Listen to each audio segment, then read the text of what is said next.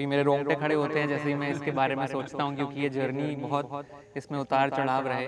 विदेशी वैरायटी को क्यों चूज़ किया है, अपनी वैरायटी नेटिव वैरायटी को क्यों नहीं चूज़ किया इस काम के लिए, कंपोस्टिंग के लिए, और लोग क्यों ये बेचने के धंधे पर ज़्यादा लगे हैं। मनुष्य बहुत लालची जीव है। हमारा फोकस धरती बचाने में नहीं है रोहित जी, हम अपनी जेब कैसे जल्दी भरें और उस पर ज़्यादा हम फोकस दे रहे हैं। अगर कोई व्यक्ति शुरू करना चाहे वर्मी कंपोस्ट का काम, चाहे कमर्शियल हो चाहे अपने व्यक्तिगत इस्तेमाल के लिए हो, बिल्कुल मैं आपको अपने अनुभव के हिसाब से बताऊंगा, और ये सारे मेरे ट्राइड एंड टेस्टेड और मेरे खुद के करे हुए चीज़ें हैं जिस हिसाब से मैं आपको बताऊंगा। हम यहाँ का दिल्ली एनसीआर की बात करते हैं तो अभी जनवरी और फरवरी बहुत अच्छा टाइम है, हमने खाद डाल दी। उसके बाद स्प्रिंग आ जाएगी तो वो हमारी खाद तब तक चलेगी। फिर जब हमारी गर्मी आएगी तो गर्मी से पहले हम अप्रैल के महीने में डाल हर सीजन में आपने डाल हर सीजन में आपको वर्मी कंपोस्ट इस्तेमाल करनी है। आइडली हर एक जीव का गोबर चलता है सिवाय इंसान के, क्योंकि इंसान इज लाइक टोटल वेस्ट। तो ये सब वर्मी कंपोस्ट है या कुछ और है? वर्मी कंपोस्ट के नाम पर कोई गोरख धंधा तो नहीं चल रहा है? कुछ तरीके होते हैं अच्छी खाद को पहचानने के। अगर आपके पास समय हो तो मैं आपको अपनी खाद दिखा के और उसकी बेसिक टेस्टिंग की, आप कहीं से भी अगर वर्मी कंपोस्ट लेते हैं तो कैसे चेक करनी है उसकी क्वालिटी, खेती के बारे में और अध्ययन रिसर्च की, कई सारे कोर्सेज किए इसके बारे में, देश विदेश में खेती में क्या डेवलपमेंट्स हो रहे हैं उनके बारे में जानकारी ली। तो मैंने यही पाया कि खेती एक प्रॉफिटेबल बिजनेस आने वाले टाइम में नहीं रहेगा अगर हमने आज खेती करने के ज़रिए नहीं बदले। और लोग अच्छी क्वालिटी की वर्मी कंपोस्ट इसलिए नहीं बनाना चाहते रोहित जी क्योंकि उसमें मेहनत लगती है। अच्छा केंचुआ का रेट आप कितना प्रेफर करते हैं? सर मैंने जो अर्थवर्म्स या केचुए लिए थे वो 300 रुपये किलो में लिए थे जब मैंने काम शुरू किया था। क्या वर्मी कंपोस्ट एक्सेस डालने से प्लांट को खतरा भी होता है, डैमेज भी होता है? इसमें अलग अलग तरीके हैं। एक तो यदि आप बीज बो रहे हैं तो आपको कैसे इस्तेमाल करना है। अगर आप एक नया पौधा लगा रहे हैं, नया उसका पॉटिंग सॉइल बना रहे हैं तो कितनी मात्रा रखनी है। Sir vermi compost is an odourless fertiliser, उससे कोई स्मेल नहीं आती। मैं कल भी अपने फार्म पे जो हमारी वर्मी कंपोस्ट थी उसको मैंने बहुत देर तक सूंघा। उसमें फील गुड माइक्रोब्स होते हैं जो हमारे दिमाग में सेरोटोनिन रिलीज़ करते हैं। इसलिए जब मैंने अपनी रिसर्च करी तो ये जाना कि केचुए से बड़ी भूमिका खेती में किसी की नहीं है। प्रकृति का सबसे बड़ा इंजीनियर केंचुआ है। जी बिल्कुल सही कह रहे हैं रोहित जी। नमस्कार। 21 साल की उम्र क्या होती है? आप कहेंगे कुछ भी नहीं, लेकिन 21 साल की उम्र में एक बोर्डिंग में पढ़ने वाला लड़का फैसला करता है कि वो कृषि क्षेत्र में जाएगा और फार्मर्स को एजुकेट करेगा, ऑर्गेनिक फार्मिंग को बढ़ावा देगा। लेकिन रास्ता क्या होगा, यहाँ पर थोड़ा मुश्किल थी। तो उसने उस मुश्किल का हल निकाला, रिसर्च की, और आखिर में जो रास्ता तय किया वो था वर्मी कंपोस्ट का। तो आज जिस शख्सियत से मैं आपकी मुलाकात करा रहा हूँ वो है यश दयाल शर्मा। बहुत बहुत स्वागत है Yash. Thank you so much. आपकी जो जर्नी रही है वो बहुत ही प्रेरित करने वाली रही है, और आप लोगों को, फार्मर्स को, किसानों को एक रास्ता दिखाते हैं और मोटिवेट करते हैं। और जो मैंने सुना है आपने लगभग 2500 किसानों को ऑर्गेनिक फार्मिंग के लिए प्रेरित किया, उन्हें तैयार किया है, वो भी वर्मी कंपोस्ट के ज़रिए। तो सर्वप्रथम अपने बारे में थोड़ा सा बताइए, कहाँ से शुरुआत हुई, कैसे हुई, क्यों इतना कठिन फैसला आपने लिया? मैं कठिन कह रहा हूँ, क्यों लिया? जी रोहित जी, थैंक यू सो मच कि आपने मुझे मौका दिया और मेरी जर्नी दूसरों तक पहुंचाने की, मतलब ये मुहिम आपने छेड़ी है। और आज हम जुड़ के वर्मी कंपोस्टिंग पे आपके फार्म पे मार्टी इंडिया के माध्यम से इस इनिशिएटिव को और लोगों तक लेके जाने के प्रयास में लगे हुए हैं। So thank you so much. मेरा नाम यश है और मैं तब जब शुरुआत की थी तब 21 साल की उम्र थी, और आज मैं कुछ ही समय पहले 26 साल का हो चुका हूँ और लगभग आधे दशक का ये सफ़र रहा है। इसकी शुरुआत अभी मेरे रोंगटे खड़े होते हैं जैसे ही मैं इसके बारे में सोचता हूँ, क्योंकि ये जर्नी बहुत इसमें उतार चढ़ाव रहे।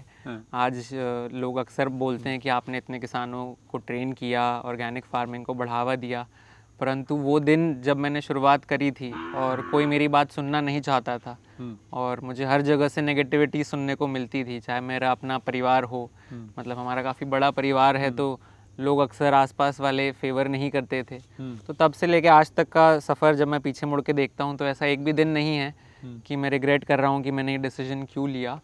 और मुझे बहुत प्राउड फील होता है आज आपके साथ यहाँ बैठने में और अपनी जर्नी शेयर करने में। तो आपकी एजुकेशन क्या हुई? मैंने थोड़ा बहुत पढ़ा है कि आप बोर्डिंग स्कूल में पढ़ते थे, फिर डीयू में पढ़े, जी। लेकिन फिर आप यहाँ शिफ्ट हो गए खेती में, गांव जी में। जी रोहित जी, तो मेरा जन्म तो वैसे मेरठ में हुआ था।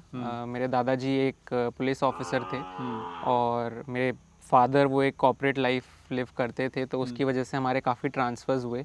परंतु मेरा ज़्यादातर समय मुंबई में बीता, मुंबई में मेरी ज़्यादातर पढ़ाई हुई और 3 साल तक मैं लगभग बोर्डिंग स्कूल, पुणे के एक बोर्डिंग स्कूल में पढ़ा। तो वो मेरा बोर्डिंग स्कूल भी पर्यावरण और प्रकृति के एकदम बीच स्थित था। तो हमारी कई क्लासें पेड़ों के नीचे भी हुआ करती थी। तो कहीं ना कहीं इन सब अनुभवों ने एक नींव रखी कि मेरा प्रकृति से प्रेम और एक जुड़ाव रहा शुरू से ही। फिर हम दिल्ली आ गए। मेरी बाकी की 11th-12th और मेरी ग्रेजुएशन दिल्ली से हुई और इसी दौरान मैंने अपने फादर को देखा कि वो कॉर्पोरेट लाइफ से तंग आ चुके थे। बहुत अच्छी बड़ी पोजीशंस पे रहे और हमारा लाइफस्टाइल भी काफ़ी अच्छा था, परंतु वो सेटिस्फैक्शन उन्हें कभी मिला नहीं और मैंने उनको उतना खुश कभी देखा नहीं। एक साल ऐसा था जब उन्होंने लगभग 700-750 फ़्लाइट्स ली थी, तो उतना ज़्यादा एक्सटेंसिव उनका ट्रैवल था, पूरा देश भर दुनिया उन्होंने देखी, पर सेटिस्फैक्शन नहीं मिली। तो आई थिंक मैंने जब उनके एक्सपीरियंसेस को देखा, उनकी जर्नी को देखा, तो मैं अपनी लाइफ में वो नहीं चाहता था वो गलतियां दोहराना। और मैं अक्सर कॉर्पोरेट लाइफ में लोगों को देखता था तो ज़्यादातर लोग मुझे नाखुशी दिखते थे। तो ये सफ़र चलता रहा, मेरी ग्रेजुएशन भी हो गई।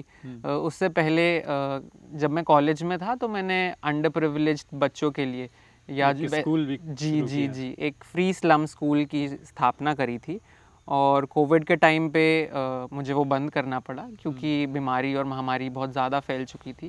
तो मैं उसको आगे नहीं ले जा पाया और उसी दौरान मेरा कॉलेज भी ख़त्म हो गया था। तो समाज के लिए कुछ अच्छा करने की चाह तो बचपन से थी। ये मैंने सोचा था कि एयरफोर्स जाके और फौज में जाके करूँगा, पर जय जवान से जय किसान तक का सफ़र आपसे थोड़ी हमारी जर्नी मिलती है। तो ये सब था और मैंने जीवन को फिर बहुत सिंपल चीज़ों में मतलब बहुत सिंपल करने के लिए मैंने 3 चीज़ों पे जो बॉयल डाउन किया कि ऐसी कौन सी 3 चीज़ें हैं या कौन सी सबसे ज़्यादा ज़रूरी हैं जिनके बिना हमारा जीवन नहीं अच्छे तरीके से हम बिता पाएंगे। तो ये था साफ़ हवा, पानी और खाना। अब मैं बॉम्बे और दिल्ली जैसे शहरों में रहा तो यहाँ साफ़ हवा, दिल्ली में तो हम रहते हैं तो साफ़ हवा तो मैंने कई साल नहीं देखी। हम तो कोविड से पहले से मास्क पहन रहे थे। तो ये लगा कि नहीं, साफ़ हवा तो बहुत ज़रूरी है, इससे हमारी सेहत, घर वालों की सेहत, परिवार की सेहत और समाज की सेहत, इस पे तो दुष्प्रभाव पड़ ही रहे हैं। साथ ही साथ साफ़ पानी, तो हम जो पानी भी पीते हैं वो इट्स नॉट लाइवली, उसमें लाइफ नहीं होती। बिल्कुल। और खाना तो जो हम खा रहे हैं, खाने के नाम पे तो हम जहर ही खा रहे हैं। और फिर जीवाणुओं का भी मैंने रोल समझा कि आप और मैं शायद इंसान से ज़्यादा जीवाणु हैं। हमारे अंदर जो सेल्स हैं, सेल से ज़्यादा हमारे अंदर बैक्टीरिया हैं। तो ये सारी चीज़ें मैं पढ़ने लगा इसी टाइम। बहुत सारी चीज़ें होंगी एक्चुअली। तो इसी टाइम पे मैंने एक डॉग को भी रेस्क्यू किया था। आपके यूट्यूब चैनल पे एक कमेंट था कि आप ये गाय का फोटो क्यों लगा इनके लोगों में? जी, डॉग का जी। तो उसकी एक वो भी एक बहुत मेजर रीज़न था। तो कोविड के टाइम पे मैंने रेस्क्यूज़ करना भी शुरू किया। फीडिंग, मैंने बहुत सारे लोगों को राशन तो मैं बांटता ही था, साथ में लोग कहने लगे कि आप जो सड़क पे जीव जंतु हैं उनका भी अगर ध्यान रख लें। तो मैंने सोचा चलिए कोई नहीं, अब आप कह रहे हैं तो। और मैंने काफ़ी फंड्स भी, क्राउड फंडिंग करी थी उस टाइम पे। तो मैंने एक ऐसी रेस्क्यू किया था और मेरी उम्र तो कम थी पर मैं एक पेरेंट फिर भी बन चुका था और वो मेरी कंधे पे जिम्मेदारियाँ बढ़ी। अब फ्लैट में तो उसे रखना पॉसिबल नहीं था। तो ये सब चीज़ें कि मैं अपने लिए लाइफ कैसे सिंप्लीफाई करूँ, एक अच्छी आय कैसे ढूंढूँ, समाज के लिए अच्छा कैसे करूँ, और अब ये मेरा जो नया बच्चा आ गया है इसका ध्यान कैसे रखूँ। तो इन सब चीज़ों को सोचते हुए मैंने कई महीने बिताए और कोविड के टाइम मुझे अच्छा समय मिला इस पे सोच विचार करने का। और फिर मुझे रियलाइज़ हुआ कि हमारे गांव में हमारी बहुत ज़्यादा पुश्तैनी ज़मीन पड़ी हुई है जिसका हम उचित फ़ायदा नहीं उठा पा रहे या उसको देखभाल उसकी नहीं कर पा रहे, उससे अपने लिए कुछ हासिल नहीं कर पा रहे। तो वो वेस्ट जा रही है, उस पर कोई ठेके पे दे रखी है, कोई उस पर अंधाधुंध रसायनों का इस्तेमाल कर रहा है, कुछ उग रहा है और हमें बस हमारी ज़मीन बची हुई थी, आप ये समझ के चलो। तो इसलिए मैंने फिर खेती को प्रायोरिटाइज़ किया, खेती के बारे में और अध्ययन, रिसर्च की, कई सारे कोर्सेज़ किए इसके बारे में, देश विदेश में खेती में क्या डेवलपमेंट्स हो रहे हैं उनके बारे में जानकारी ली। और यह पाया कि मैं किसी भी प्रकार की अगर खेती करना चाहूँ या कोई भी करना चाहे तो वो कर सकता है, परंतु उसके लिए सबसे ज़्यादा ज़रूरी है उन्हें अपनी मिट्टी को एक जीवित चीज़ की तरह देखना होगा और अपनी मिट्टी में जान वापस डालनी होगी। जितनी अच्छी हमारी मिट्टी होगी उतना अच्छा हमारे लिए किसी भी चीज़ की खेती करना हो जाएगा। हम एक्चुअली अक्सर किसान आज ध्यान देता है कि मैं इस फसल के हिसाब से इसमें क्या डालूं। आप टमाटर उगाएंगे तो कुछ डालेंगे, आप आम उगाएंगे तो कुछ डालेंगे, आप सेब की खेती करेंगे तो कोई और चीज़ डालेंगे। कुछ डालेंगे मतलब केमिकल डालेंगे, कोई केमिकल, कोई पेस्टिसाइड, कोई फर्टिलाइज़र, आप वो सब चीज़ें डालेंगे। पर आप धरती के पर्सपेक्टिव से कभी कोई नहीं सोचता कि धरती को क्या चाहिए। हम फसल के लालच में धरती में चीज़ें डालना चाहते हैं। तो इस वजह से हमारी खेती में दिक्कतें बढ़ गई हैं और हमारे लिए खेती करना मुश्किल हो गया है। मेरा ये जो सफ़र रहा है जिसमें मैं इतने सारे किसानों से मिला और जुड़ा, तो मैंने यही पाया कि खेती एक प्रॉफिटेबल बिजनेस आने वाले टाइम में नहीं रहेगा अगर हमने आज खेती करने के ज़रिए नहीं बदले, खेती करने के तरीके नहीं बदले। तो इस सब से मैं बहुत परेशान था। तब पता चला कि नहीं, अगर आप सॉइल पे फोकस करते हो तो आपके लिए हर प्रकार की खेती आसान हो जाएगी। और मुझे खेती की नॉलेज नहीं थी, तो इसीलिए आपने खेती के इंजीनियर को सबसे पहले तलाशा। जी, इसलिए जब मैंने अपनी रिसर्च करी तो ये जाना कि केचुए से बड़ी भूमिका खेती में किसी की नहीं है। प्रकृति का सबसे बड़ा इंजीनियर केंचुआ है। जी बिल्कुल सही कह रहे हैं रोहित जी, सबसे बड़ा इंजीनियर है। टनल्स बनाता है, रोडवेज बनाता है, रूट्स को हेल्प करता है एक्सपैंड करने में, प्लांट ग्रोथ प्रमोटिंग हार्मोन्स होते हैं इसमें, ऑर्गेनिक कार्बन और नाइट्रिफिकेशन करता है सॉइल में। जैसे नाइट्रोजन आप फसल में डालते हैं, यूरिया किसान डाल देता है, पर उस यूरिया को पौधा खींच नहीं पाता। आपको पता होगा, परंतु मैं बाकी किसान भाइयों या बहनों के लिए भी ये बताना चाहूँगा कि यूरिया या नाइट्रोजन डालने से वो पौधा नहीं उसको सोख कर पाता।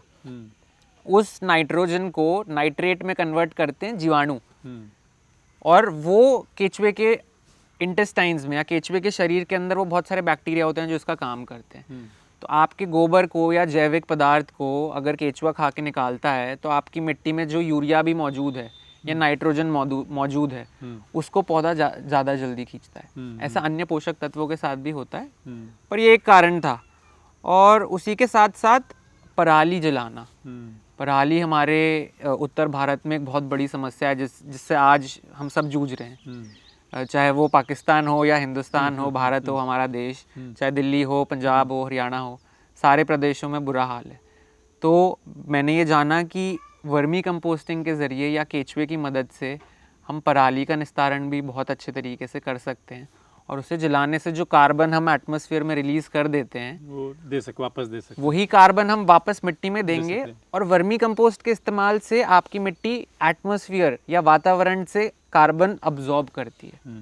तो आपकी मिट्टी में कार्बन बढ़ रही है, और देश विदेश की रिसर्च पढ़ने के बाद अगर हमारी मिट्टी में कार्बन नहीं है, ऑर्गेनिक कार्बन का स्तर इतना घट चुका है रोहित जी उत्तर भारत में कि 0.2 और 0.3 पे पहुंच चुके हैं हम। हमारी सरकार कहती है कि कम से कम 1% होना चाहिए ऑर्गेनिक कार्बन का स्टैंडर्ड 3-4 का है। जी रोहित जी, यूरोप का स्टैंडर्ड 3 से 4% का है। तो आज हम बहुत ही तो आप मैं ये बात थोड़ा संक्षेप में समझना चाहता हूँ, जी टू द पॉइंट, जी कि ये वर्मी कंपोस्ट है क्या, मतलब इसका किसानों को क्या फ़ायदा है और हमें क्या फ़ायदा है। एक कंज्यूमर के हिसाब से मैं सोचूं तो वर्मी कंपोस्ट क्या है, ये इसको आप थोड़ा सा समझाइए। जी सर, तो वर्मी कंपोस्ट जो शब्द है वो लैटिन शब्द से आता है वर्मीज, VERMES। इसका अर्थ होता है केचुआ, वर्म, और कंपोस्टिंग उसके आगे जोड़ दिया तो उससे कैसे खाद बनाते हैं। तो केचुए के मदद से जो हम खाद तैयार करते हैं वो वर्मी कंपोस्ट कहलाती है। और वर्मी कंपोस्ट में होता क्या क्या है, वर्मी कंपोस्ट में केचुए के द्वारा उसका मल होता है, त्यागा हुआ मल, जिसको हम वर्म कास्टिंग्स इंग्लिश में कहते हैं। तो वर्म कास्टिंग एक सबसे मेन कंपोनेंट है वर्मी कंपोस्ट का। दूसरी चीज़, उसमें केचुए भी होते हैं वर्मी कंपोस्ट में। अगर आप अच्छी वर्मी कंपोस्ट लेते हैं उसमें आपको केचुए के अंडे, उसके साथ साथ फसल अवशेष और जैविक पदार्थ, बहुत सारे इसमें जीवाणु भी होंगे, पर मुख्य तौर पे ये 4 चीज़ें होती हैं। ये सब मिल के वर्मी कंपोस्ट कहलाती है।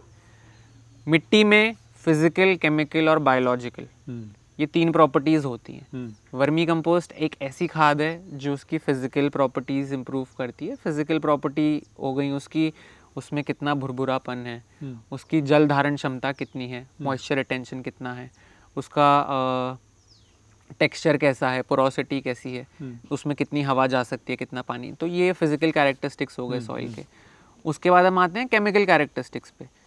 वर्मी कंपोस्ट, मुझे बहुत गर्व होता है ये बताने में कि वर्मी कंपोस्ट एकमात्र ऐसी खाद है इस धरती पे, वो भी हमें प्रकृति से मिलती है, जिसमें सारे के सारे 17 के 17 पोषक तत्व जो किसी भी पौधे को चाहिए वो मौजूद होते हैं। इसमें आपका NPK तो हो ही गया, जो किसान ज़्यादा मात्रा में डालता है, साथ में आपका zinc, manganese, iron, phosphorus, boron, sulphur, ये सब चीज़ें हम डालते नहीं।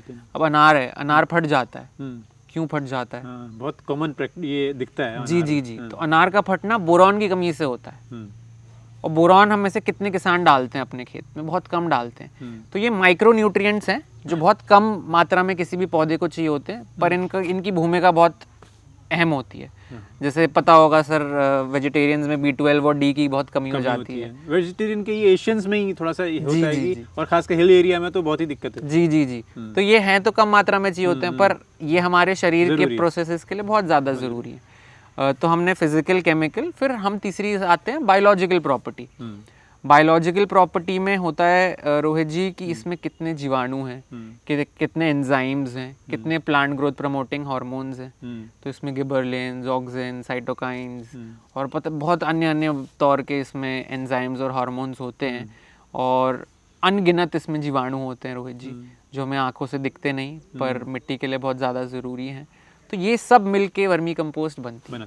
अच्छा, तो एक चीज़ आजकल बड़ा चलन में है कहें वर्मी कंपोस्ट बनाना, और उससे भी ज़्यादा चलन में जो मैं देखता हूँ कि लोग वर्मी कंपोस्ट वर्म बेचने के धंधे में लगे हैं जी। इन मतलब खेती करवाना और वर्मी कंपोस्ट को, अच्छी वर्मी कंपोस्ट को देने के बजाय लोग वर्म्स बेच रहे हैं। और इसके ये ऐसा क्यों हो रहा है, ये मेरे को आप बताइए। और दूसरा ये बताइए कि हम क्यों, जो जितना मैं जानता वर्मी कंपोस्ट में, हम विदेशी वैरायटी को हम लोगों ने चूज़ किया है। भारतीय जो भी आप जैसे जो वर्मी कंपोस्ट पे काम करते हैं, या और लोग जो देश के कोने कोने में काम कर रहे हैं, तो ये क्यों किया है? विदेशी वैरायटी को क्यों चूज़ किया है? अपनी वैरायटी, नेटिव वैरायटी को क्यों नहीं चूज़ किया इस काम के लिए, कंपोस्टिंग के लिए? और लोग क्यों ये बेचने के धंधे पर ज़्यादा लगे हैं? इस पर थोड़ा प्रकाश डालिए। आपका बहुत अच्छा सवाल है रोहित जी। आजकल आपने सही कहा, वर्मी कंपोस्ट से ज़्यादा लोग केचुआ बेचने में ज़्यादा ध्यान दे रहे हैं। सर मैं इसको लालच कहूँगा। मनुष्य बहुत लालची जीव है, और उसी लालच में मैं इसको कैटेगराइज करना चाहूँगा कि हमारा फोकस धरती बचाने में नहीं है रोहित जी। हम अपनी जेब कैसे जल्दी भरें, उस पर ज़्यादा हम फोकस दे रहे हैं। परंतु अगर लंबे, आज हम बैठे हैं बात कर रहे हैं, तो आई थिंक सस्टेनेबल एग्रीकल्चर या टिकाऊ खेती इज़ एट द कोर की जो हम चर्चा कर रहे हैं, कि हम खेती को कैसे टिकाऊ बना सकें, कैसे लंबे समय तक हम अपनी आने वाली पीढ़ियों को खेती एक विरासत में छोड़ के जाएं। क्योंकि अभी आंकड़ों के हिसाब से अगर देखें रोहित जी, तो हमारे पास 40-50 साल से ज़्यादा नहीं बचे खेती के, और ये इंटरनेशनल डेटा जो है, मैं उसकी बारे में बात कर रहा हूँ। तो लोग आज वर्मी कंपोस्ट के बारे में, पहली बात तो मैंने इसलिए बनानी शुरू करी रोहित जी, क्योंकि मुझे मार्केट में सही तरीके से वर्मी कंपोस्ट बनती हुई दिखाई नहीं दी। जो भी मैंने इंटरनेशनल रिसर्च पेपर्स पढ़े थे, या जो भी मैंने प्रोसेसेस समझे थे साइंटिफिक, उन प्रोसेसेस को ध्यान में रखते हुए कोई वर्मी कंपोस्ट तैयार नहीं कर रहा था, या कोई कर रहा था तो वो बहुत गिने चुने लोग कर रहे थे, जो मार्केट का बहुत कम परसेंटेज होल्ड करते हैं। जैसे फॉर एग्जांपल मैं आपको उदाहरण के तौर पे बताऊं, वर्मी कंपोस्ट को कभी भी धूप में नहीं रखना चाहिए।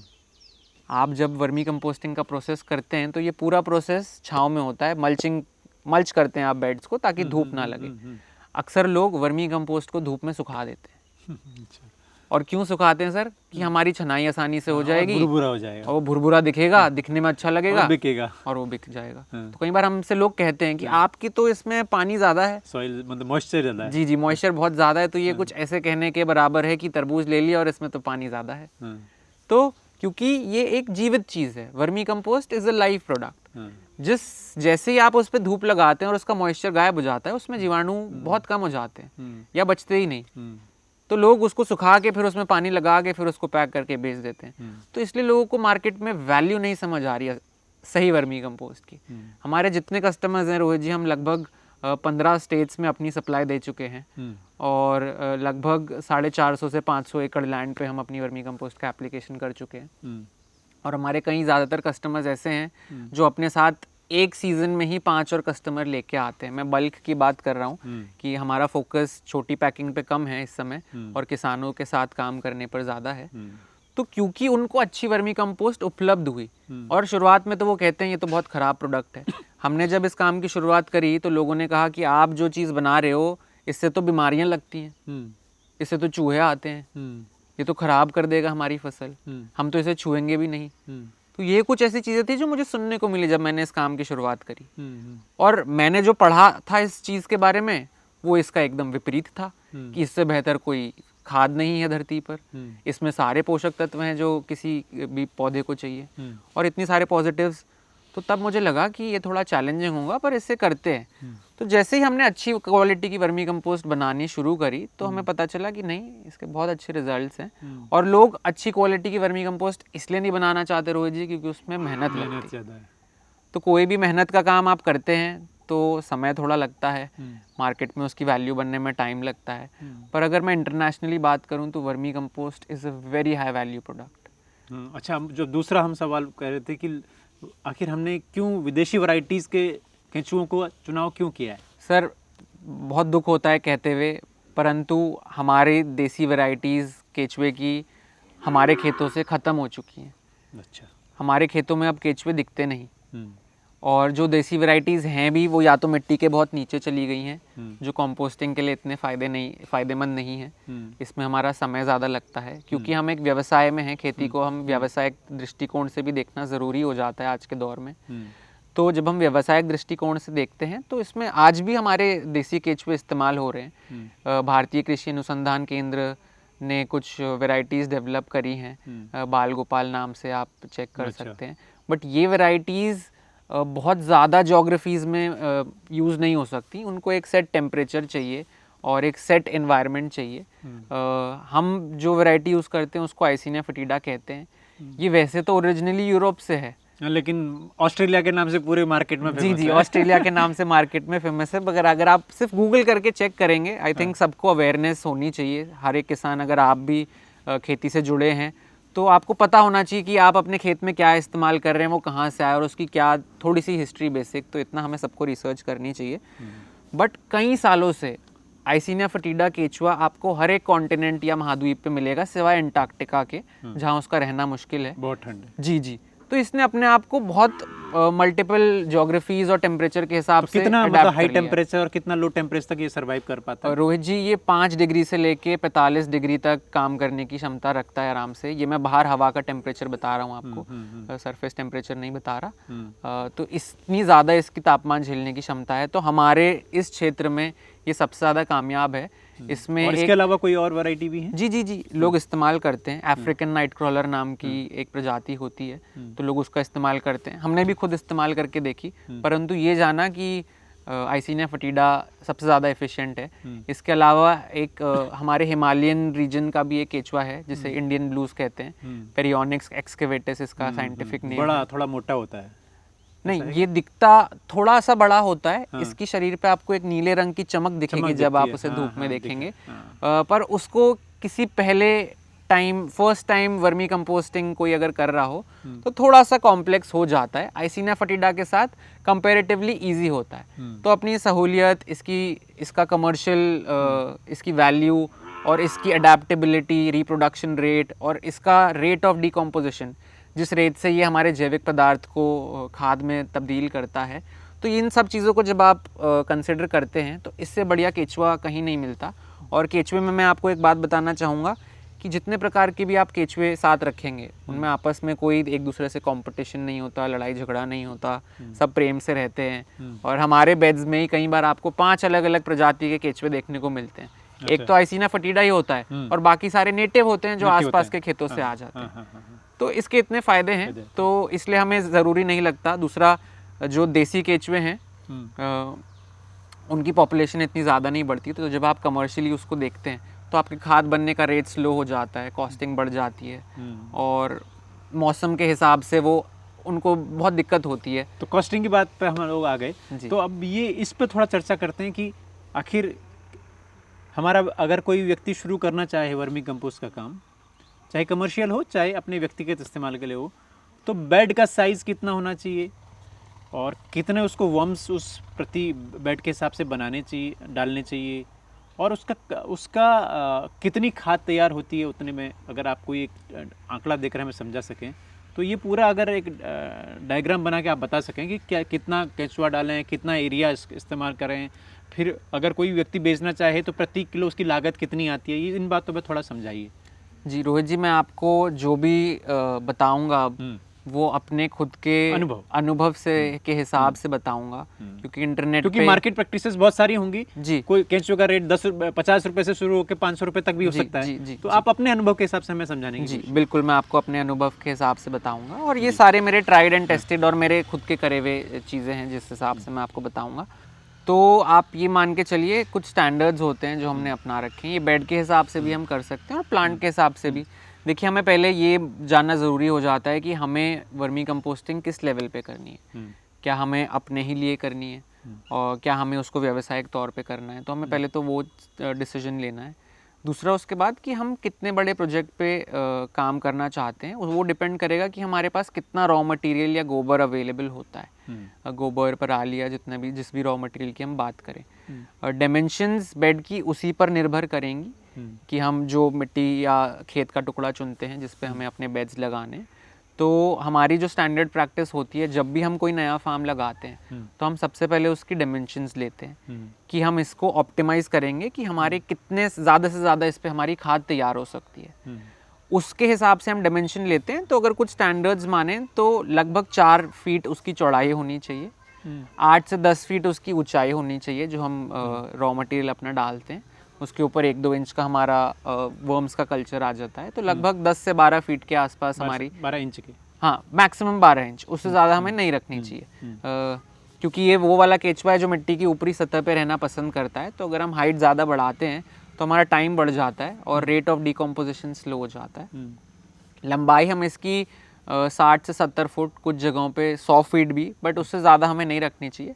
मैनेजेबिलिटी थोड़ी मुश्किल हो जाती है। तो लंबाई आप कितनी भी रख सकते हैं। स्टैंडर्ड के लिए हम यहाँ पे 30 फुट उसको मान लेंगे। अच्छा, 30 फीट में मतलब लंबाई और 4 फीट चौड़ाई। जी, परंतु ये एज पर एक्चुअल्स होता है, जो आपकी लैंड की डायमेंशन होगी या खेत उसके हिसाब से होता है। तो मान लिया अगर हम 30 फीट की लंबाई और 4 फीट की चौड़ाई रखते हैं तो उसमें कितना किलो गोबर डाला जाता है और कितना केंचुआ डाला जाता है? सर 12.5 किलो गोबर पर स्क्वायर फुट के हिसाब से आता है। अच्छा, तो अगर आपका 30 फुट का बेड है तो आप ये मानिए लगभग 1500 से 1600 किलो गोबर उसमें जाएगा अंदाजन, एक औसत एवरेज।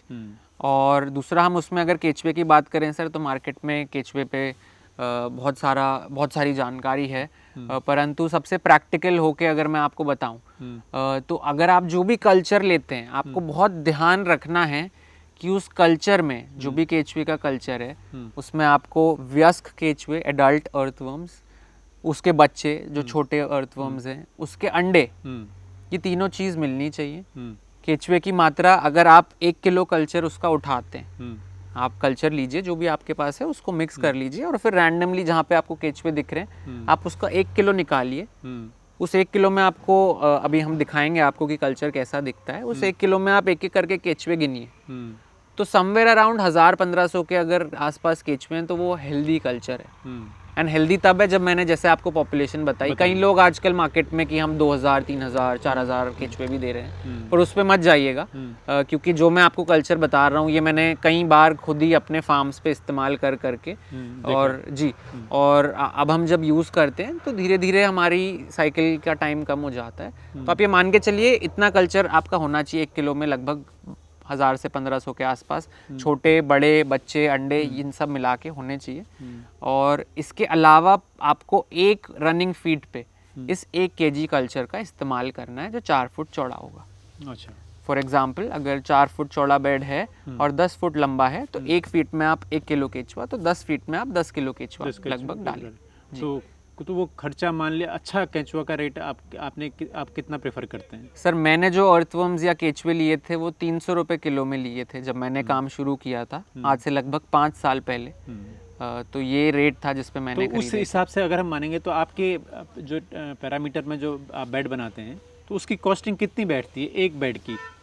सर आप ये मानिए tool kit, land levelling, labour, पानी, आपके औज़ार और ये सब अगर मैं मिलाऊं तो कहीं ना कहीं 10 से 12 हज़ार के बीच में खर्चा बैठता है सभी प्रति बेड? चीज़ों का। जी, प्रति बेड। और फिर कितने दिनों में ये खाद तैयार होना शुरू हो जाती है और कब तक हम इसका प्रोडक्शन लेने लगते हैं?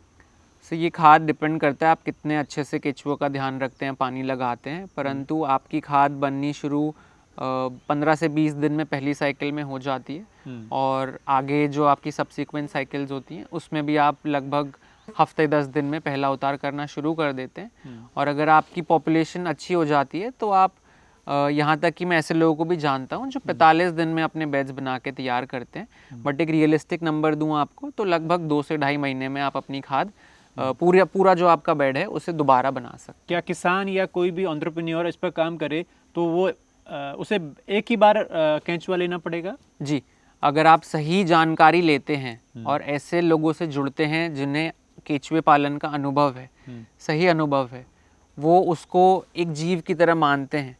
जैसे कि आज हम सुबह बात कर रहे थे रोहित जी कि अगर आप किसी भी पशु का पालन करते हैं तो अपने आप को उसकी जगह रख के देखिए कि आप अगर उसकी जगह होते तो आपको क्या चाहिए होता। तो अगर आप वो ध्यान में रखते हैं, उसको सही टाइम पे खाना पानी और केचुए को धूप नहीं पसंद तो आप ढक के रखते हैं, तो आपको बिल्कुल ज़रूरत नहीं पड़ेगी दोबारा लेने की। मैं ऐसे कई लोगों को जानता हूँ और मैं एक फैक्ट बताना चाहूँगा, हर साल जितनी वर्मी कंपोस्ट यूनिट स्टार्ट नहीं होती उससे ज़्यादा बंद हो जाती हैं रोहित जी। उसका कारण यही है सही जानकारी ना होना और केचुओं का सही तरीके से ध्यान ना रख पाना। जब से हमने अपना फार्म शुरू करा है हमें आज तक केचुए किसी से लेने की आवश्यकता नहीं पड़ी। हमारे कई बुरे अनुभव भी हुए जो मैं नहीं चाहता कि किसी और के हों। तो मेरा पूरा प्रयास होगा कि मैं आपको वो सारी डिटेल्स प्रोवाइड करूं जो मुझे किसी ने प्रोवाइड नहीं की थी, जिससे मुझे नुकसान हुआ, मेरे केचुए को नुकसान हुआ। पर फिर भी मैं आपको बताना चाहूँगा कि मैंने आज तक कहीं से केचुए नहीं लिए, जब शुरुआत की थी तभी लिए थे। और अगर कोई सही जानकारी रखता है और अच्छे से ध्यान रखता है तो आपको कभी केचुए दोबारा लेने की ज़रूरत नहीं पड़ेगी। अच्छा, तो इसका अगर हम सस्टेनेबल कहें या फिर कमर्शियल एंगल कहें, मान लिया मैं आज वर्मी कंपोस्ट का काम स्टार्ट करता हूँ, 20 दिन बाद मैं पहली एक साइकिल लेता हूँ और 4 महीने बाद मैं पूरा कंप्लीट ले लेता हूँ, तो इसका कमर्शियल एंगल क्या है कि मैं प्रति किलो कितने रुपए मैं बेचूं कि मैं प्रॉफिट में आ सकूं? और अगर मैं ईमानदारी से अच्छी कंपोस्ट बना रहा हूं तो कितने में बिकनी चाहिए वो? सो देखिए, बहुत इम्पोर्टेंट क्वेश्चन हो जाता है ये। इसमें कई सारे फैक्टर्स ज़रूरी होते हैं। क्या हमारा अपना लैंड है, क्या हमारा अपना रॉ मटेरियल है, हम किस तरीके की पैकेजिंग में बेच रहे हैं, तो ये सारे फैक्टर्स अगर हम प्ले में लाते हैं तो आज के टाइम पे हमारी प्रोडक्शन कॉस्ट लगभग 4 से 4.5 रुपए के बीच में आती है। प्रति किलो आती है सर। तो इसमें हमने स्टोरेज जोन बना रखा है। आप हमारे फार्म्स पे आएंगे तो हमारी खाद हमेशा, जैसे आपने शेड बना रखे हैं ऐसे ही शेड हमने बना रखे हैं, परमानेंट स्ट्रक्चर्स जिसके अंदर हम खाद स्टोर करते हैं। इसमें हम माइक्रोबियल कल्चर्स का भी इस्तेमाल करते हैं जो हम भारतीय कृषि अनुसंधान केंद्र से सोर्स करते हैं। फ्रेश कल्चर्स होते हैं जो खेती और बागवानी में बहुत बड़ी भूमिका निभाते हैं। और हमारी वर्मी कंपोस्ट के साथ इन्हें ऐड करने के बाद हमारी वर्मी कंपोस्ट की क्वालिटी जो मार्केट में और वर्मी कंपोस्ट मिलती हैं उससे कहीं ज़्यादा बेहतर हो जाती है और रिजल्ट्स काफ़ी बेहतर। और मैं देखता हूँ आजकल शहरों में, मतलब हर शहर में नर्सरियाँ भरी पड़ी हैं और उनके यहाँ मतलब वर्मी कंपोस्ट के बैग भरे पड़े हैं। ठीक है, तो मैं दिल्ली की बात कर लूँ, नोएडा की बात कर लूँ तो भरे पड़े हैं। तो ये सब वर्मी कंपोस्ट है या कुछ और है? वर्मी कंपोस्ट के नाम पर कोई गोरख धंधा तो नहीं चल रहा है सर? मुझे ऐसा लगता है कई बार। देखिए, क्वालिटी से कुछ ऐसा होता नहीं है। जी सर, मैंने भी वर्मी कंपोस्ट बहुत साल पहले इस्तेमाल करी थी और मुझे भी पेड़ पौधों में कुछ खास फ़र्क देखने को नहीं मिला था। तो मेरा भी यही मानना था कि शायद इस प्रोडक्ट से कुछ होता नहीं, पर मुझे इन द ड्यू कोर्स पता चला। मैं उससे पहले एक चीज़ बताना चाहूँगा सर, हमने कभी किसी नर्सरी वाले को अप्रोच नहीं किया। हम बस कुछ गिने चुने सिलेक्टेड प्लांट स्टोर्स पे हमारी खाद मिलती है। उसका कारण यही था कि कई सारी नर्सरी वाले वो कहते हैं कि हम तो मिट्टी बेच रहे हैं, तो लोगों को लगता है, वो कहते हैं कि लोगों को तो सस्ता चाहिए, उन्हें सस्ते से मतलब है, वो नहीं देखते कि उनके पौधों में क्या बदलाव आ रहे हैं। तो वो मिट्टी लेके खुश हैं, उन्हें लगता है कि हमने सस्ता प्रोडक्ट ले लिया, बट वो फ्री की मिट्टी जो थी वो उन्होंने महंगे में खरीद ली। हमारे एक ऐसे बड़े पॉली हाउस के कस्टमर्स भी थे रोहित जी, जिन्होंने नालों की मिट्टी खरीदी वर्मी कंपोस्ट के नाम पे, क्योंकि वो सही पहचान नहीं थी उन्हें और उनकी खेत में बीमारियां लग गई। तो ये वही सज्जन थे जिन्होंने हमें कहा था कि नहीं, आपको ये काम नहीं करना चाहिए, इससे तो बीमारियां लगती हैं। तो इसलिए हम नर्सरीज के पास नहीं जाते। आप कुछ तरीके होते हैं अच्छी खाद को पहचानने के, अगर आपके पास समय हो तो मैं आपको अपनी खाद दिखा के और उसकी बेसिक टेस्टिंग कि आप कहीं से भी अगर वर्मी कंपोस्ट लेते हैं तो कैसे चेक करनी है उसकी क्वालिटी। तो इसलिए नर्सरियों पे और वो मतलब वो आपके प्लांट्स की केयर नहीं करते। तो अगर आपको अपने प्लांट्स की केयर है तो प्लीज़ चेक कीजिए कि आप कैसी खाद ले रहे हैं, जिस क्वालिटी की वर्मी कंपोस्ट हम प्रोवाइड कर रहे हैं। बल्क मार्केट में सर जैसे कि मैंने कहा कि जैसे कि हमारा रिटेल मार्केट में लोग मिट्टी खरीद रहे हैं, वैसे ही हमारे बल्क मार्केट में भी सर लोग शुगर केन इंडस्ट्री का वेस्ट वर्मी कंपोस्ट की जगह कर रहे हैं। समझ के उसको खरीद रहे हैं। कई स्टेट्स में सर ये बहुत लार्ज क्वांटिटी में जाके वहाँ की मिट्टी ख़राब कर रहा है। मैं नाम भी लेना चाहूँगा सर, जम्मू कश्मीर। मुझे बड़ा दुख होता है ये कहते हुए, क्योंकि मैं इस इंडस्ट्री में रह के बहुत बारीकी से देख रहा हूँ कि क्या क्या हो रहा है। तो शुगर केन इंडस्ट्री का वेस्ट जो एक तरीके से फ्री में अवेलेबल है, बस उसको आपको पैकेजिंग और उसको उस इंडस्ट्री से अपने यहाँ लाने का खर्चा होता है। तो वैसी चीज़ें वर्मी कंपोस्ट के नाम पे जिसको केचुआ प्रोसेस कर रहा है 4 महीने तक 3 महीने तक हम उसका ध्यान रखते हैं, उसको शेड में रखते हैं, उसका मतलब बहुत बारीकी से इसको बनाते हैं, तो हमें उसके साथ compete करना पड़ रहा है आज मार्केट में। अच्छा, ये एक चीज़ और बताइए कि क्या वर्मी कंपोस्ट किस हर, जैसे मान लिया मेरे घर में फ्लैट में प्लांट्स हैं गमलों में लगे हुए, क्या उनमें कोई नियत मात्रा डालनी चाहिए, या अगर मेरी खेत है, खेत में कुछ पेड़ पौधे लगे हैं, क्या उनमें नियत मात्रा डालनी चाहिए? और क्या वर्मी कंपोस्ट एक्सेस डालने से प्लांट को खतरा भी होता है, डैमेज भी होता है? इस तरह की बातें क्या क्या क्या तरीका है इनका? सर इसमें बहुत सारे अलग अलग तरीके होते हैं। हमारी छोटी पैकेजिंग है, उसमें हम एक इंस्ट्रक्शन मैनुअल रखते हैं, क्योंकि जब मैं भी as a consumer vermicompost लेके आता था तो मुझे नहीं पता होता था सही तरीका क्या है यूज़ करने कितना डालूं, क्या डालूं, जी जी जी कब डालूं, और जी तो इसमें अलग अलग तरीके हैं। एक तो यदि आप बीज बो रहे हैं तो आपको कैसे इस्तेमाल करना है। अगर आप एक नया पौधा लगा रहे हैं, नया उसका पॉटिंग सॉइल बना रहे हैं, तो कितनी मात्रा रखनी है। तो अगर आप नया गमला लगा रहे हैं तो उसमें लगभग 30% वर्मी कंपोस्ट और 70% आपकी मिट्टी होनी चाहिए। वो मिट्टी आप किसी भी बड़े पेड़ के नीचे से ले सकते हैं, नीम का पेड़, बरगद का पेड़, पीपल का पेड़, आम का पेड़। उसके अलावा अगर आप सिर्फ टॉप ड्रेसिंग की तरह यूज़ कर रहे हैं, बस ऊपरी सतह पे वर्मी कंपोस्ट छिड़क रहे हैं, तो लगभग 2 इंच की लेयर आप वर्मी कंपोस्टिंग की बनाएं। उसके ऊपर मल्चिंग कर दें, सूखी घास, सूखे पत्ते, उससे आप मिट्टी को ढक दें, वर्मी कंपोस्ट। और दूसरी बार कब डालें, एक बार डालने के बाद? सर देखिए, ये तो ऐसा कहना हो गया कि मैंने आज भोजन खाया तो मुझे अगली बार कब खाना चाहिए। तो किसी भी पौधे को वैसे हर दिन तो नहीं देना है, परंतु जब भी मौसम बदलता है, अच्छा, जैसे हम यहाँ का दिल्ली एनसीआर की बात करते हैं, अभी सर्दियाँ आने वाली हैं, तो अभी जनवरी और फरवरी बहुत अच्छा टाइम है, हमने खाद डाल दी। उसके बाद स्प्रिंग आ जाएगी तो वो हमारी खाद तब तक चलेगी। फिर जब हमारी बरसात नहीं गर्मी आएगी तो गर्मी से पहले हम अप्रैल के महीने में डाल हर सीजन में आपने डाल, हर सीजन में आपको वर्मी कंपोस्ट इस्तेमाल करनी है आइडली। खेतों की अगर हम बात करें तो खेतों में ये थोड़ा पैटर्न चेंज हो जाता है, क्योंकि कई जगहों पे पानी की अवेलेबिलिटी रेनफेड होता है सर, बारिश पे निर्भर करते हैं कई खेत। कुछ जगह पानी की आवश्यकता किसी पर्टिकुलर समय पे होती है, जैसे गेहूं की आप फसल लगाते हैं तो गेहूं का बीज बोने के लगभग 10 से 15 दिन बाद पानी दिया जाता है। तो हमें ये ध्यान रखना है कि हमारी वर्मी कंपोस्ट सूखे नहीं, उस पर सीधी धूप ना पड़े और उसको मिट्टी में जाने के बाद नमी या मॉइस्चर मिल जाए। एक और क्वेश्चन जो मैं भी पढ़ रहा था रिसर्च करने के दौरान, कि कुछ ऐसी रिपोर्ट्स मैंने देखी और पढ़ी जिसमें लिखा था कि वर्मी कंपोस्ट से जो आपका केंचुआ है वो हैवी मेटल ऊपर ले आता है, और जिससे बीमारियों का, डेंजरस बीमारियों का इंसानों को खतरा है। जी, तो इस पर थोड़ा प्रकाश डालिए कि क्या सच्चाई है आखिर। जी जी सर, ये एक बहुत बड़ा मिथ है। आपने सही कहा कि केचुआ इस्तेमाल करने से हैवी मेटल्स की कॉन्सेंट्रेशन बढ़ जाती है। तो मैंने कई रिसर्च पेपर पढ़े और कई लोग आप पहले भी मुझसे सवाल कर चुके हैं, तो मैं क्लैरिटी देना चाहूँगा, और हम रिसर्च पेपर्स भी अगर चाहें तो शेयर कर सकते हैं लोगों के साथ। कि हैवी मेटल्स जो हमारी मिट्टी में आते हैं, जैसे कि मैंने आपको बताया 3 प्रकार की हम खादों की बात करें। एक नॉर्मल कंपोस्ट होती है जिसे हम सिटी कंपोस्ट भी कहते हैं, जो सिटीज़ के वेस्ट को कंपोस्ट करके बनती है। It is very high in heavy metals Rohit ji, बहुत ज़्यादा हाई है। उसे हमें खेतों में नहीं इस्तेमाल करना चाहिए कायदे से, तो अपने पौधों में भी नहीं, मजबूरी हो जाती है कि कंपोस्ट है। दूसरा एक फार्म यार्ड मैन्योर या गोबर की खाद होती है, उसे बनने में भी समय लगता है। इन दोनों चीज़ों में बहुत हीट जनरेट होती है और सिटी कंपोस्ट में तो बहुत हैवी मेटल्स होते हैं। फार्म यार्ड मैन्योर भी लंबे समय में तैयार होती है, उसमें बहुत सारा न्यूट्रिएंट लीचिंग भी होती है, मतलब एक गड्ढे में आपने गोबर भर दिया तो बहुत सारे न्यूट्रिएंट्स उसके लीच आउट हो जाएंगे। तीसरी हमारी वर्मी कंपोस्ट होती है जिसको केचुए तैयार करते हैं। प्रेसमड भी थी बट मैंने वो हटा दिया। वर्मी कंपोस्ट एकमात्र ऐसी खाद है जिसमें हैवी मेटल्स अब्जॉर्ब करने की या आपकी मिट्टी से हैवी मेटल्स कम करने की क्षमता होती है। अच्छा, वो कैसे होता है रोहित जी? अर्थवर्म या केचुआ जो है वो हैवी मेटल्स को मिट्टी से या जिस भी पदार्थ हम उसे खिला रहे हैं उसमें से निकाल के अपने टिश्यूज में स्टोर कर लेता है, मतलब अपने अंदर ले ले रहा अपने अंदर ले लेता है। और उसकी जो खाद निकलती है है। वो वर्मी कंपोस्ट भी क्षमता रखती है कि आपकी मिट्टी से हैवी मेटल्स को एब्जॉर्ब करे या कम करे। और कई लोग ऐसा भी कहते हैं, और सिर्फ केचुआ ही नहीं और भी इसमें जीव जंतु होते हैं जो हैवी मेटल्स एब्जॉर्ब करके उसको एक ऐसी नॉन बायो अवेलेबल फॉर्म कि वो मिट्टी में लीच आउट नहीं होते, वो मिट्टी में हैं तो परंतु मिट्टी को दूषित नहीं कर रहे।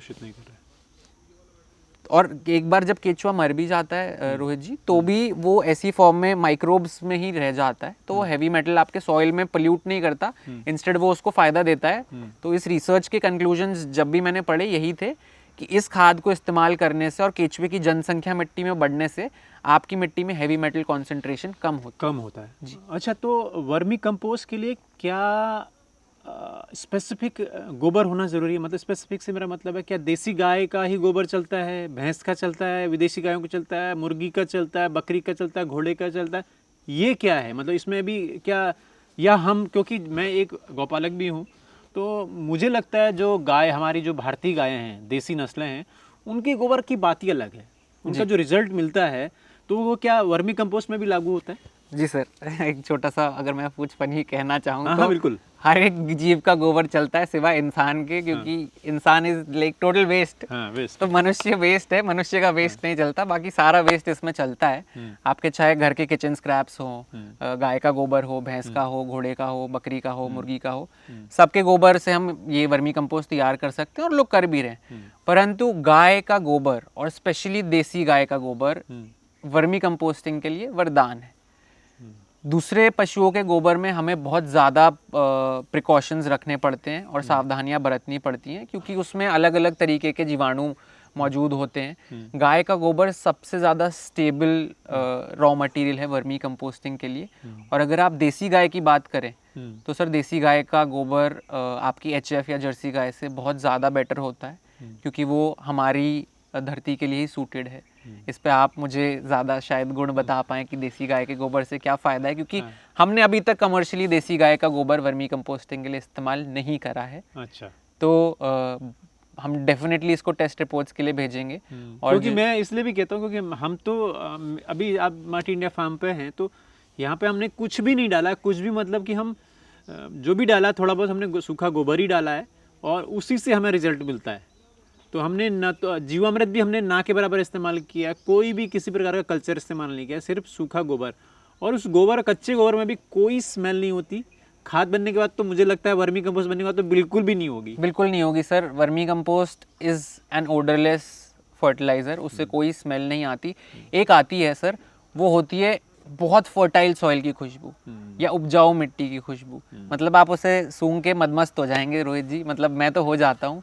मैं कल भी अपने फार्म पे जो हमारी वर्मी कंपोस्ट थी उसको मैंने बहुत देर तक सूंघा। उसमें फील गुड माइक्रोब्स होते हैं जो हमारे दिमाग में सेरोटोनिन रिलीज़ करते हैं। तो ये ऐसी चीज़ें होती हैं। पर देसी गाय का गोबर से वर्मी कंपोस्ट बनाने के लिए मैं भी बहुत उत्सुक हूँ रोहित जी, और डेफिनेटली हम इसके लैब रिजल्ट्स टेस्ट करा के कंपेयर करेंगे कि नॉर्मल गाय और देसी गाय में यश क्या इसलिए ये बात कह रहे हैं क्योंकि यश के पास अपनी गौशाला नहीं है।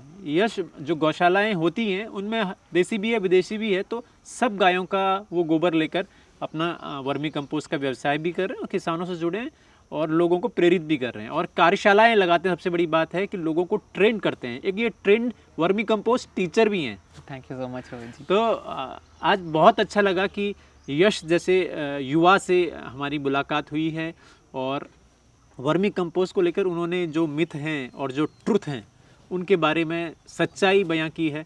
तो यश, इस छोटे से हम लोगों के, मैं इसे पॉडकास्ट नहीं कहूँगा, इसे मैं कृषि कास्ट कहूँगा। जी, और जी, खेती जी। कास्ट कहना हमारे लिए बहुत ज़रूरी हो जाएगा, क्योंकि हम देसी अंदाज में चारपाई में बैठे हैं, पीछे मिट्टी का झोपड़ी है और खेत का कल्चर है, तो इसे मैं एक खेती कास्ट कहना ज़्यादा पसंद करूँगा। और आपने हमें समय दिया है, उसके लिए आपका बहुत बहुत शुक्रिया। बहुत बहुत धन्यवाद रोहित जी। आई थिंक बहुत ही मतलब समय बीत गया, परंतु ये वार्तालाप मुझे बहुत ही छोटा लगा और मेरे पास बहुत सारी जानकारियां हैं वर्मी कंपोस्ट के, और भी कई सारे मिथ्स हैं जी। जिससे हम आने वाले समय में ज़रूर। बिल्कुल दर्शकों के साथ साझा ज़रूर करेंगे। हम समय जो बीतता रहेगा और हमारी वर्मी कंपोस्ट की क्लासेस चलती रहेंगी, तो उस दौरान हम जो लोग माटी इंडिया को फॉलो करते हैं वो उन ज्ञान की बातों को ज़रूर ले सकते हैं। बहुत बहुत धन्यवाद। Thank you so much.